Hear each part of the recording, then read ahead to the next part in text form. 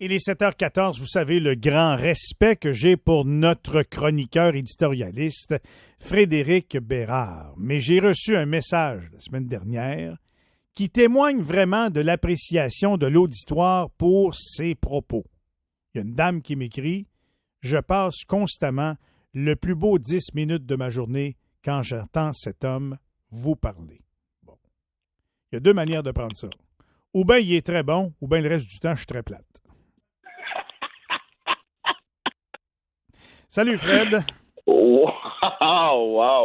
Écoute, on va le voir à moitié plein. Moi, ce verre-là, ce matin, ça te fait rien? Honnêtement, il y a beaucoup de très bons commentaires sur la vulgarisation de la vie que tu nous offres à toutes les chroniques. Écoute, tant mieux. Un grand merci à ton auditrice, puis merci aux autres aussi, là, ceux qui t'ont écrit. C'est vraiment ça doit paraître quand même, j'imagine, j'espère en tout cas, à quel point c'est un petit plaisir ou un grand bonheur pour moi d'être avec vous 2 fois semaine. Bon, ce matin, mon Fred, j'aimerais ça que tu nous parles du Qatar et de la complicité de la FIFA. Moi, j'ai regardé le documentaire au grand complet. J'ai tiré la manette de la télé par terre, j'en revenais pas. C'est dégueulasse, hein? Puis juste avant, Michel, si tu me permets là, de faire le lien entre les deux, rappelle-toi la chronique de lundi qu'on a faite ensemble où je te parlais de la fusillade du Colorado, hein, la communauté LGBTQ qui était victime de, puis tu vas voir, le lien est assez évident avec le Qatar. Ils ont interviewé hier le père du tueur. Écoute, c'est à glacer les sangs. Le gars est live là, à la télé, là, on le voit là, donc c'est pas un, comment je te dirais, c'est pas des extraits pris comme ça au hasard, un peu tronqués là. Et il dit clairement, quand j'ai entendu que mon fils était dans ce bar-là, j'ai compris que c'était un bar gay. Je me suis dit, voyons donc, il est pas gay, pas vrai, il peut pas être gay. Puis là après, j'ai appris que c'était lui le tireur. Là, j'ai fait, OK, phew. Parce que je suis un républicain conservateur. Voyons donc.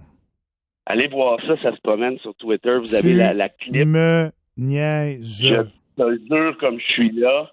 Quand j'ai appris que c'était lui le tireur, j'ai fait, et le terme employé est juste, là. Phew. C'est verbatim. Phew, OK, c'est lui le tueur, il est pas gay quand même.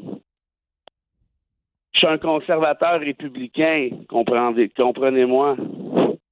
On en est là. T'es fier d'une tuerie de masse commise par ton fils dans un bar gay. Et toi, ce qui t'inquiétait, c'est de dire, est-ce que mon fils... Oh, wow, OK, ça va, là. On est pas pire, là. Ceux qui pensent que c'est purement anecdotique, ces affaires-là, rappelez-vous que Bolsonaro, l'ancien président du Brésil, qui conteste maintenant l'élection, hein, si on s'en était parlé aussi, que ça pouvait arriver. Lui avait dit, moi, n'importe quoi, mon fils pourrait être n'importe quoi en autant qu'il m'arrive jamais avec un moustachu à la maison, parce que s'il m'arrive avec un moustachu à la maison, je le tue. Et il a dit ça pendant qu'il était en poste. Tu sais, je veux dire, l'homophobie, là, ça peut aller loin. C'est encore incrusté, puis on dirait même que ça reprend du relent, comme on le disait. Le lien avec le Qatar, maintenant, c'est quoi? Ben, tu l'as vu dans le documentaire, puis de manière plus large aussi, le Qatar est un délinquant, et je pèse mes mots, en matière de liberté publique. Le Qatar se fiche des droits humains. Le Qatar vit encore au Moyen Âge et probablement encore davantage. Et la FIFA est complice de ça. On a vu que des capitaines d'équipe de participants donc à la FIFA qui souhaitaient avoir le brassard multicolore en hommage, l'arc-en-ciel, là, un petit brassard de rien, là, c'est juste pour dire si tu le voyais. C'est très symbolique, là, c'est très symbolique. Oui, là, moi, j'ai vu la photo, puis si j'avais pas eu mon attention là-dessus, je l'aurais même pas remarqué, probablement. Et donc, en appui à la communauté LGBTQ, hein, parce qu'on sait que les membres de la communauté sont des victimes perpétuelles. Au Qatar, par exemple, la sodomie est passible de peine de mort, là. Ça te donne une idée où ce qu'on est encore, là. Et donc, la FIFA a dit, si j'en vois un sur le terrain avec ce brassard-là, il se ramasse immédiatement un carton jaune. Donc, la FIFA joue le jeu, c'est le cas de le dire, à 1000% de ce régime qui n'est pas juste totalitaire, là, qui est absolument dégradant. Là, on pourrait parler des droits des travailleurs. Hein. Ils font venir un paquet de pauvres bougs un peu partout en Asie. Ils te les exploitent. C'est pratiquement de l'esclavagisme. le droit des femmes là-bas, pense-y pas. Ils viennent tout juste de développer une espèce de mini-démocratie en parallèle. Je pense qu'il y avait 34 élus là-dedans, évidemment, 0 femmes. Et là, nous, on est tout excités. Ah, la FIFA, ouais, le Canada et un Honda pour assez proche avec la Belgique, blablabla, blabla. Et là, je veux pas trop, comment je te dirais, mépriser l'exercice parce que je comprends l'intérêt pour les compétitions sportives. Puis le problème, c'est pas nécessairement monsieur, madame X qui regarde ça. Mais honnêtement, si on est franc, là, puis on se compte pas trop d'histoire, on laisse assez facilement tomber la morale au profit de compétitions sportives. Puis c'est vrai pour la FIFA, c'est vrai pour la F1, c'est vrai pour les Olympiques. Écoute, c'est contrôlé par des organisations semi-mafieuses, tout ça, là, qui têtent des gouvernements à gauche et à droite et vice-versa. Puis pourquoi on est au Qatar? Il y en a qui vont se le dire, qui vont se poser la question. Ben, c'est pas compliqué, c'est pour une question d'influence, pour une question d'argent. Il y en aurait eu d'autres des pays qui auraient été bien contents, évidemment, de la diffuser, cette FIFA-là. Mais bon, évidemment, pour des questions d'argent, on laisse tomber la morale assez facilement, merci, puis je trouve ça absolument déplorable. Mais je suis content que tu le dises. Je sais que ça a été propagé pendant le tournoi et ça va l'être. Puis ce que je souhaite, puis ça n'arrivera pas, mais ce que j'aurais aimé, c'est que le petit brassard qu'on voulait passer, là, la petite bandoulière qu'on voulait utiliser, j'aimerais que les 2 équipes finalistes, nonobstant qu'est-ce que la FIFA dit, tous les joueurs sur le terrain décident de le porter. Oh, wow! Fait que là, pas le capitaine, tout le monde. Fait que c'est quoi tu vas faire?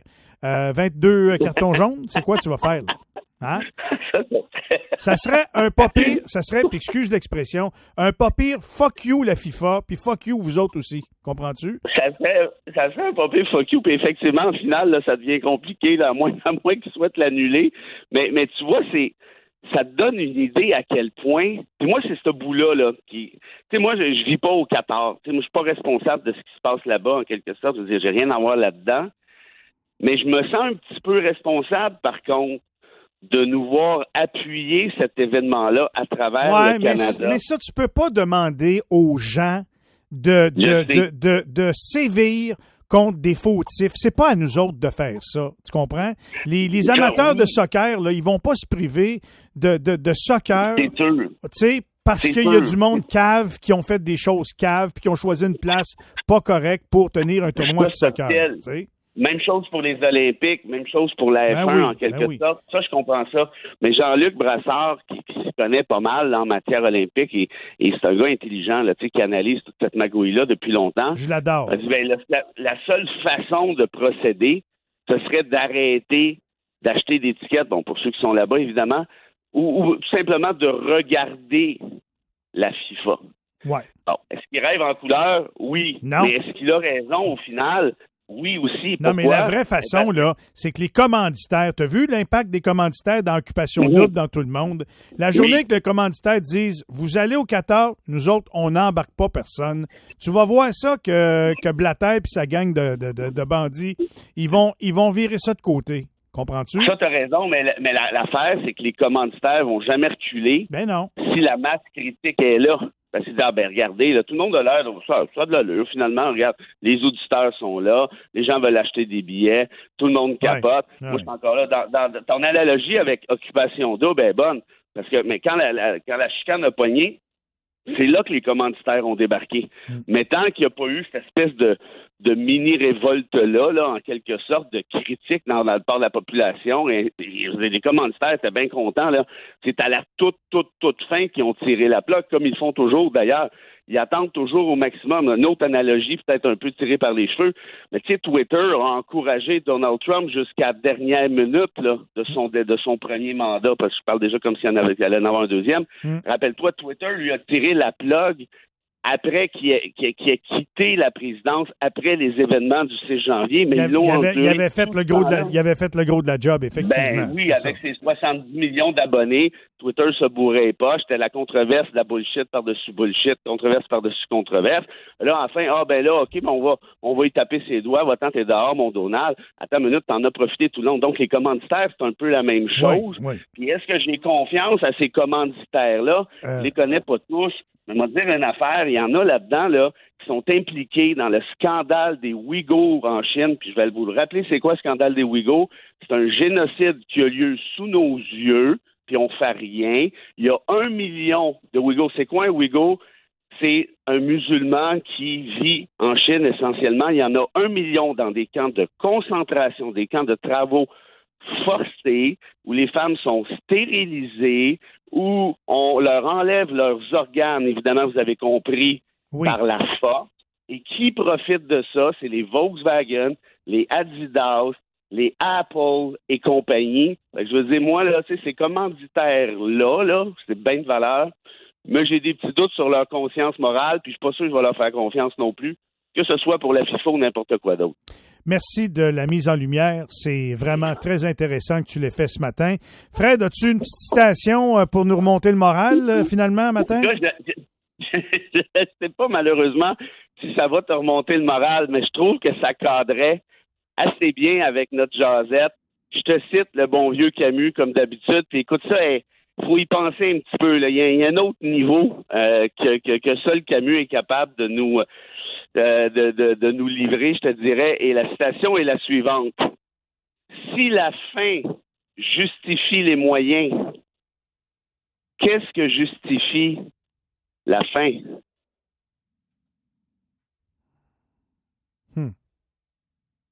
Ouais. Si la fin justifie les moyens, qu'est-ce que justifie la fin? Parce qu'on dit souvent l'important, hein, on veut ça, fait qu'il faut se rendre là, puis là, les moyens, même s'ils ne sont pas trop catholiques, c'est pas grave, on va être rendu. Mais la fin, elle, qui la justifie, cette fin-là? La fin justifie la fin. C'est quoi la fin ici? La FIFA au Qatar. C'est ça. Merci beaucoup, Fred. C'est moi qui te remercie, puis salutations à ton auditoire. J'ai été touché par le petit mot de félicitations, puis c'est pour ça qu'on fait ça, pas pour les petits mots de félicitations, mais pour savoir qu'il y a des gens qui participent à notre conversation, toi et moi. C'est franchement super sympathique. Bon week-end. Bonne écoute de la FIFA. Bonne FIFA. Salut, Fred. Salut tout le monde. Bye-bye. Bye. 7h27, on s'arrête.